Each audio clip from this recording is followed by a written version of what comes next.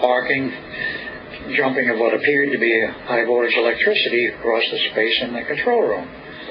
In retrospect, we can look at this and say this was not high voltage as we know it. This was etheric energy that was arcing over because of the stress of the hyperspace field. It's producing some very weird results, and they started to show up in the control room. We didn't know what it was. About how much time into the experiment did this show up? In terms of...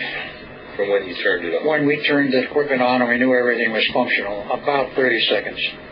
30 to 40 seconds. After the time when we knew the equipment was fully on and everything was operational, it was about 30 seconds. And we tried, after we looked at this and we couldn't determine what's going on, we decided, as we were given the prerogatives to decide if something's wrong, it's up to us to decide, do we turn the equipment off, do we make adjustments, or what? We decided to turn it off, because we figured there's something erratic here, very heavily wrong. So we went to turn off the AC controls and all of the AC power drives and everything else. Nothing could be turned off. All of the control handles, knobs, what have you, were frozen. We knew then something was very definitely wrong. We had no idea what. And at this point, we decided there's nothing we can do out of here. So we opened the bulkhead door, went out on deck, saw sailors milling around. None were frozen in the deck at this point. Nothing looked abnormal, except for the fact that the sailors were moving around in a very strange, haphazard, and, shall we say, nervous manner. Now, how far into the experiment was it before you actually went aboard deck? About 2 minutes.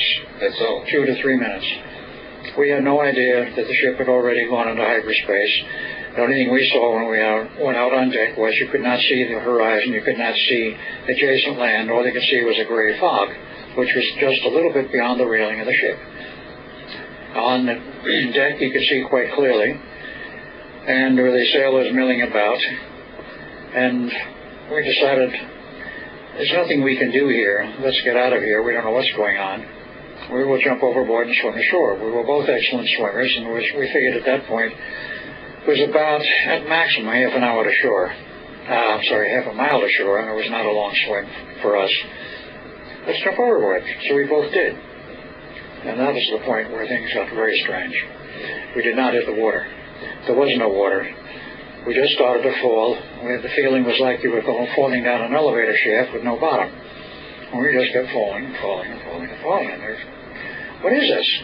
What were you thinking at that time? We weren't thinking, I can assure you. We were in a state of panic, virtually. And could you see him, though, as you were going down, yes. Or did you feel alone? No, I could see Duncan hazily. And see, then the whole sequence of what happened from that point on became very, very bizarre, because we came out of this sort of hazy area where we were falling through it, but I could barely see him, but he was there fairly close to me. We could see each other. Suddenly, we came out of this hazy area into a brightly lit area with what appeared to be fluffy clouds, and here we are going through we don't know where in what was open sky.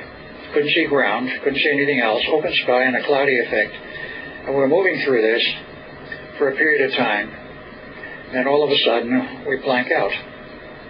And then we came to, we were in the hospital in 2137. So was it like you were flying? It was like we were flying, exactly.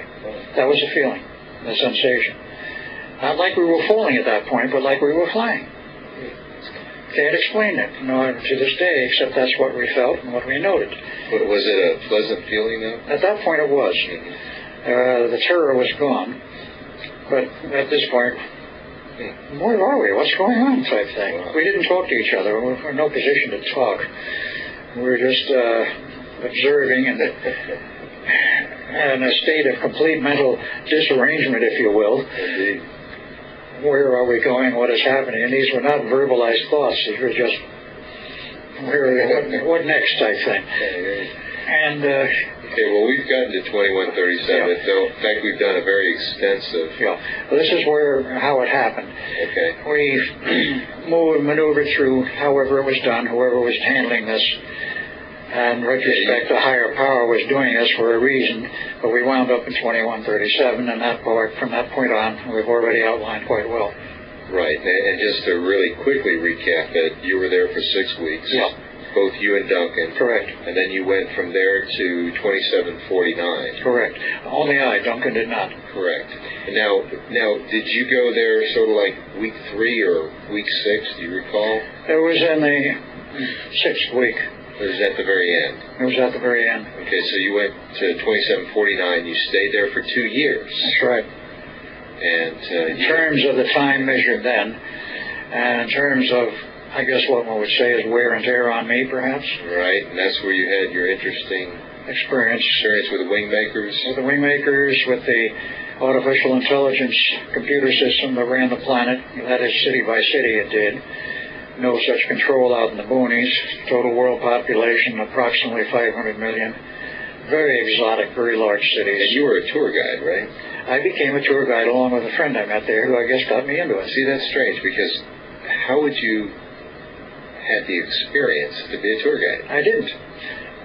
He broke me into it. They were looking for people, as there was always apparently employment open, where nobody was paid for anything. It was a sort of credit system. Okay, yeah, I need a tour guide here. Yeah. They look at you and say, you think you can handle it? Well, you have a little instruction from my friend here. Okay, you're a tour guide. And all these cities had anti-gravity? The floating ones had anti-gravity drives. The ones that were based on the ground probably had anti-gravity platforms also, because some of them were very tall. Did you ever go to those? I went through and toured a couple of them, but I don't recall too clearly any of the other cities, except at a certain point I started asking too many questions, like, all right, this synthetic intelligence system is running each city.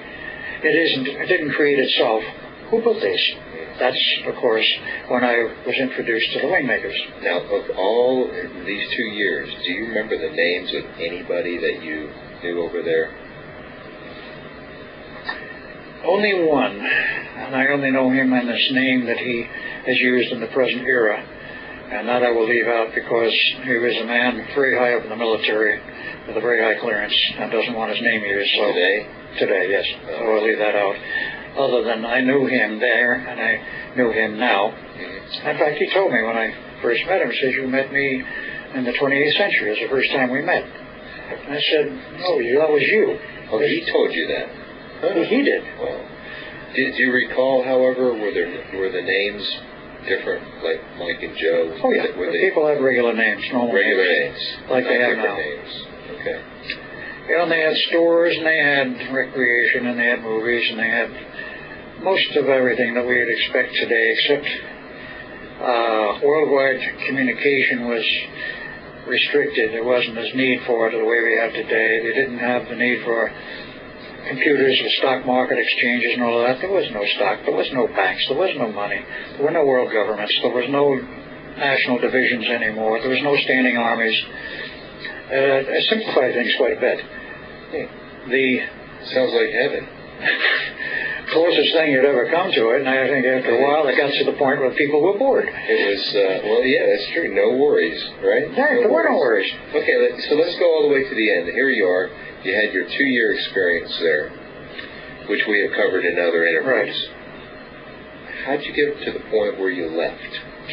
Did you just... I got to the point where I left because I was told I had to. Okay, I said, I don't want to go back. I want to stay here. The Wingmakers told you? Basically, it wasn't the Wingmakers so much that told me that to go back. It was a synthetic intelligence computer in the one city I was sort of stationed in. And I said, you've got to go back. There's a mess you have to straighten out in the past. He says, what mess? They wouldn't really tell me. Did you have memories? Did you know what had actually happened? At that point, I did not. You just thought... No, when I arrived in 2149, memories prior to that were erased. 2749. And 2749. Memories prior to that were erased, and it was like I had always been there. After a while, I realized that I didn't exactly belong there. Something was strange. Something was wrong. And I asked many questions, in which I got usually no answers. One of them was my friend, the tour guide, who I got very, very friendly to and quite close to. I asked him, Don't I know him from somewhere?